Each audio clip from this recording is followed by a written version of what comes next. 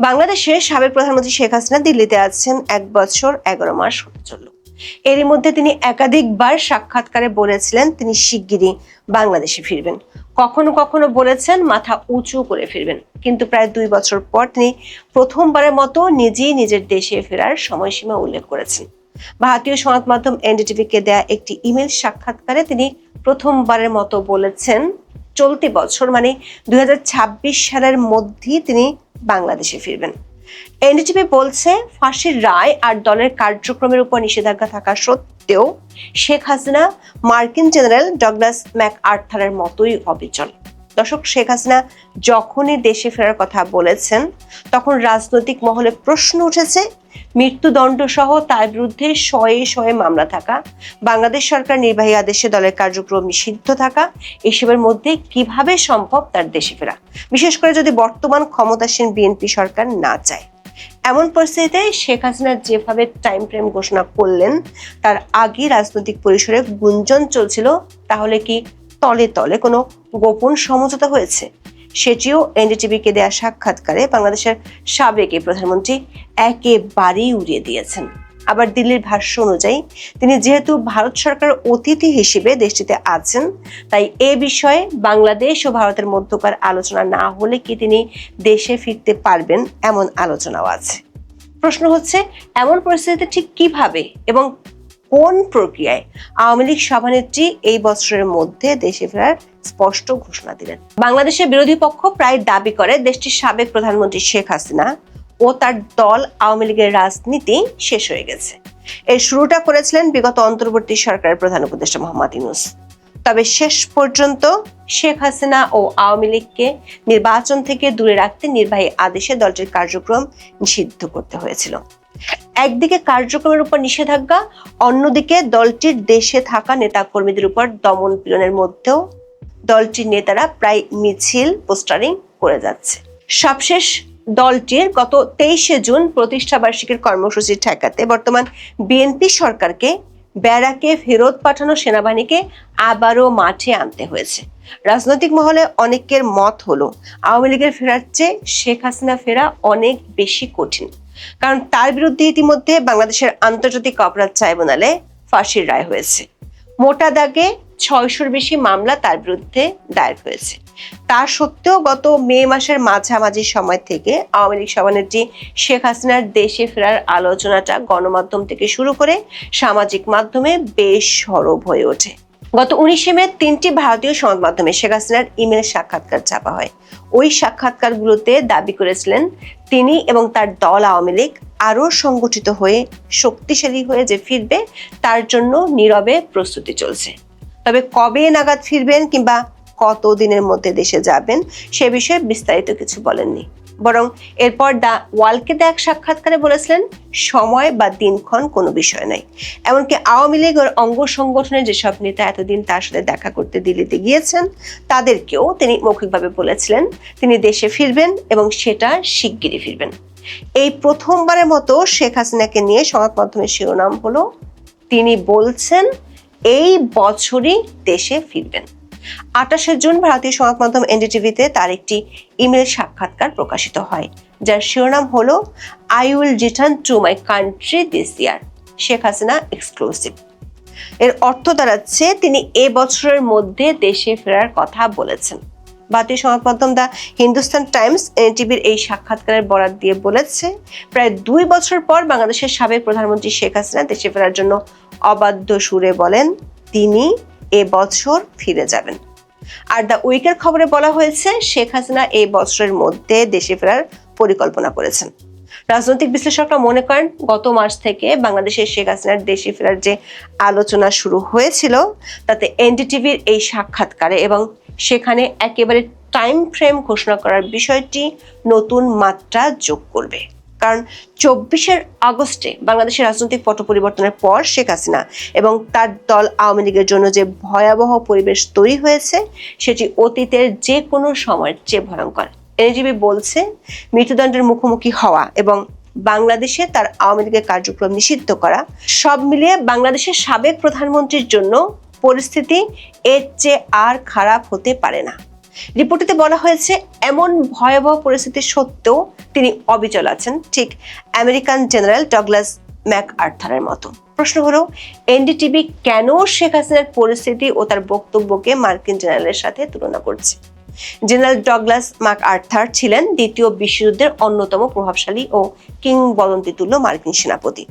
দ্বিতীয় বিশ্বযুদ্ধের সময় 1942 সালে জাপানি বাহিনীর তীব্র আক্রমণের মুখে ম্যাকআর্থার ফিলিপাইন থেকে পিছু হটতে বাধ্য হন। কিন্তু রণে ভঙ্গ দেওয়ার সময় তিনি বিশ্বখ্যাত একটি উক্তি করেছিলেন, বলেছিলেন, আই শ্যাল রিটার্ন, মানে আমি ফিরে আসবই। ম্যাকআর্থার তার কথা রেখেছিলেন। দীর্ঘ 2 বছর পর 1944 সালে সমস্ত বাধা বিপত্তি পেরিয়ে তিনি বিশাল সৈন্যদল নিয়ে ফিলিপাইনে ফিরে আসেন এবং ফিলিপাইনকে জাপানিদের হাত থেকে মুক্ত করেন। চরম পরাজয়ের মুহূর্তেও ম্যাকআর্থারের এই ফিরে আসা এবং জয়ের প্রতি যে অবিচল আত্মবিশ্বাস ছিল, সেটি থেকে বলা হয় ডগলাস ম্যাকআর্থারের মতো অবিচল। এতদিন শেখ হাসিনা যেভাবে বলেছিলেন মাথা উঁচু করে ফিরবেন, শিগগিরই দেশে ফিরবেন, এনডিটিভি বলছে শেখ হাসিনা এই বছরের মধ্যে ভারত থেকে বাংলাদেশে যাওয়ার কথা বলেছেন ইমেল সাক্ষাৎকারে। এনডিটিভির পক্ষ থেকে শেখ হাসিনার কাছে প্রথম প্রশ্ন ছিল, আপনার বিরুদ্ধে মৃত্যুদণ্ডের রায় আছে, এমন প্রেক্ষাপটে আপনার দেশে ফেরার এই ঘোষণা কতটা বাস্তবসম্মত? উত্তরে বাংলাদেশের সাবেক প্রধানমন্ত্রী বলেছেন, দেশে ফেরা তার ব্যক্তিগত উচ্চ আকাঙ্ক্ষার বিষয় নয়, বরং বাংলাদেশের মানুষের রাজনৈতিক অধিকার, গণতন্ত্র, আইনের শাসন ও মুক্তিযুদ্ধের চেতনা পুনঃপ্রতিষ্ঠার সঙ্গে জড়িত। শেখ হাসিনা দাবি করেন তার বিরুদ্ধে দেওয়ার রায় বিচার নয়, বরং রাজনৈতিক উদ্দেশ্য প্রণীত একটি প্রক্রিয়ার অংশ। তিনি বলেন, বিচার ব্যবস্থাকে রাজনৈতিক প্রতিশোধের হাতিয়ার হিসেবে ব্যবহার করা হচ্ছে। আওয়ামী লীগকে নেতৃত্ব শূন্য করার চেষ্টা চলছে। আওয়ামী লীগকে নেতৃত্বহীন করার জন্য বিচার বিভাগকে রাজনৈতিক প্রতিহিংসার হাতিয়ারে পরিণত করা হয়েছে। এর আগেও এ ধরনের চেষ্টা করা হয়েছে, তারা তখন ব্যর্থ হয়েছে এবং তারা আবার ব্যর্থ হবে বলে মনে করেন শেখ হাসিনা। তিনি এ প্রসঙ্গে 15 ও 21 আগস্টের কথা তুলে ধরেন। এনডিটিভি প্রশ্ন রেখেছিল, মৃত্যুদণ্ডের রায়ের পাশাপাশি বাংলাদেশ সরকার নির্বাহী আদেশে আওয়ামী লীগের কার্যক্রম নিষিদ্ধ করে রেখেছে, যদিও দলটি গত কয়েক মাস ধরে জোরে সোরে মিছিল করে যাচ্ছে। আবার দলটির নেতাকর্মীদের বিরুদ্ধে হাজার হাজার মামলা আছে, কিন্তু এমন পরিস্থিতিতে অদূর ভবিষ্যতে তার দলের জন্য রাজনৈতিক পুনরুদ্ধার কতটুকু সম্ভব?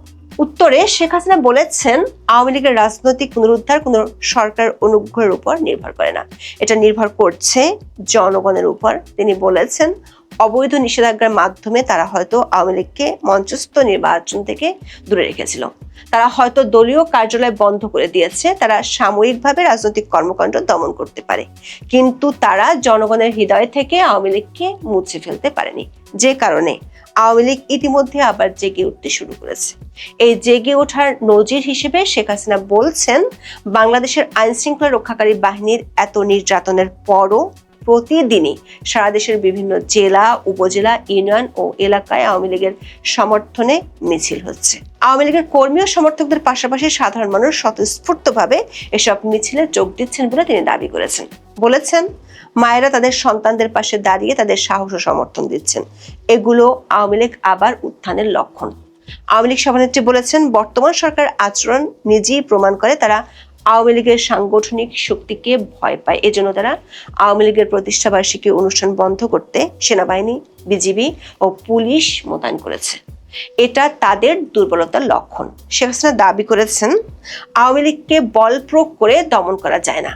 যে দল জনগণের জাগরণ সৃষ্টি করতে পারে তাকে ভয় ও ভীতি প্রদর্শন করে থামানো যায় না। শেখ হাসিনা বলেছেন, বাংলাদেশের সুষ্ঠু গণতান্ত্রিক পরিবেশ ও স্থিতিশীলতা নিশ্চিত করতে হলে আওয়ামী লীগের উপর থেকে অবৈধ নিষেধাজ্ঞা প্রত্যাহার করতে হবে, মিথ্যা মামলা প্রত্যাহার করতে হবে, রাজনৈতিক বন্দীদের মুক্তি দিতে হবে, শান্তিপূর্ণ রাজনৈতিক কর্মকাণ্ডের অনুমতি দিতে হবে।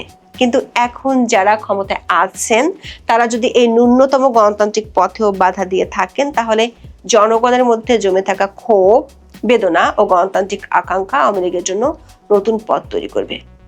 দর্শক, শেখ হাসিনা ও আওয়ামী লীগের ফিরে আসার আলোচনার মধ্যে একটি গুঞ্জন আছে, সেটি হলো যে পরিস্থিতি এখন শেখ হাসিনা ও আওয়ামী লীগের জন্য বিরাজ করছে, তাতে বর্তমান সরকারি দলের সাথে গোপন কোনো সমঝোতা ছাড়া তাদের ফিরে আসা কঠিন। এনডিটিভি সেই গুঞ্জনের কথা তুলে ধরে শেখ হাসিনার কাছে প্রশ্ন রেখেছে, আওয়ামী লীগের উপর থেকে নিষেধাজ্ঞা তুলে নেওয়া এবং সুষ্ঠু বিচার নিশ্চিত করার বিষয়ে বিএনপির নেতৃত্ব ও আপনার মধ্যে ব্যাক চ্যানেল আলোচনার খবর পাওয়া গেছে। এসব দাবির কি কোনো সত্যতা আছে? এই দাবিকে উড়িয়ে দিয়ে শেখ হাসিনা বলেছেন, গোপন সমঝোতার প্রশ্নই আসে না। বিএনপি নেতৃত্বের সঙ্গে আওয়ামী লীগের নিষেধাজ্ঞা প্রত্যাহার নিয়ে গোপন যোগাযোগের গুঞ্জন প্রসঙ্গে শেখ হাসিনা বলেন, এটি জনগণকে বিভ্রান্ত করার জন্য ছড়ানো প্রচারণা। তার ভাষায়, আওয়ামী লীগের উপর থেকে নিষেধাজ্ঞা প্রত্যাহার করা কোনো অনুগ্রহ নয়, যে কোনো গণতান্ত্রিক রাষ্ট্রে এটা ন্যূনতম প্রয়োজনীয়তা। ন্যায় বিচারও দাতব্য নয়, এটা মৌলিক অধিকার। যদি কোনো নাগরিক, রাজনৈতিক নেতা বা রাজনৈতিক দলের বিরুদ্ধে মামলা হয়, তাহলে তা অবশ্যই স্বাধীন, নিরপেক্ষ ও বৈধ বিচারিক প্রক্রিয়ার মাধ্যমে এগিয়ে যেতে হবে। রাজনৈতিক নির্দেশিত ট্রাইব্যুনাল, বানোয়াট মামলা, ভয়ভীতি প্রদর্শনের মাধ্যমে জোরপূর্বক সাক্ষ্য বা বিচার বিভাগের উপর চাপের মাধ্যমে ন্যায় বিচার পাওয়া যায় না। তিনি দাবি করেন, আওয়ামী লীগের প্রত্যাবর্তন অন্য কোনো দলের দুর্বলতার উপর নির্ভর করে না, জনগণের সমর্থনই দলটির মূল শক্তি। শেখ হাসিনার অভিযোগ, বাংলাদেশ বিরোধী শক্তি ষড়যন্ত্রের মাধ্যমে জনগণের একটি অংশকে বিভ্রান্ত করে আওয়ামী লীগকে ক্ষমতা থেকে সরিয়েছে, কিন্তু তারা মানুষের হৃদয় থেকে আওয়ামী লীগকে মুছে ফেলতে পারেনি। এনডিটিভির এই ইমেল সাক্ষাৎকারের মধ্য দিয়ে শেখ হাসিনা একটি টাইম ফ্রেমের কথা জানিয়ে দিয়েছেন, যে সময়টির মধ্যে তিনি বাংলাদেশে ফিরবেন। এর আগে ভারতের পররাষ্ট্রমন্ত্রী ডক্টর জয়শঙ্কর এক সাক্ষাৎকারে বলেছিলেন, শেখ হাসিনা তার ইচ্ছেতেই ভারতে গিয়েছিলেন এবং বাংলাদেশে ফেরাটা একান্তই তার নিজের সিদ্ধান্ত। তবে সেক্ষেত্রে ভারতের কাছে শেখ হাসিনার নিরাপত্তার বিষয়টি খুবই গুরুত্বপূর্ণ। প্রশ্ন হলো, শেখ হাসিনার এই বছরের মধ্যে ফেরার ঘোষণাটা তাহলে বাংলাদেশ ও ভারত সরকার কিভাবে দেখবে? এর আগে 1/11-এর সময় শেখ হাসিনাকে দেশে ফিরতে বাধা দেওয়া হয়েছিল। ওই সময় তিনি ঘোষণা দিয়ে দেশে ফিরেছিলেন, তবে এবারের পরিস্থিতি একেবারেই ভিন্ন। আবার তাকে ফিরতে হবে মৃত্যুদণ্ড মাথায় নিয়ে। এখন দেখার বিষয়, শেখ হাসিনার এই ঘোষণার পর আগামী 6 মাসের মধ্যে শেখ হাসিনা জেনারেল ডগলাস ম্যাকআর্থারের মতো নতুন কোনো ইতিহাস লিখতে পারেন কিনা। যদি পারেন, সেটি কিভাবে লিখবেন সেটিও বড় আলোচনার বিষয় হয়ে দাঁড়াবে।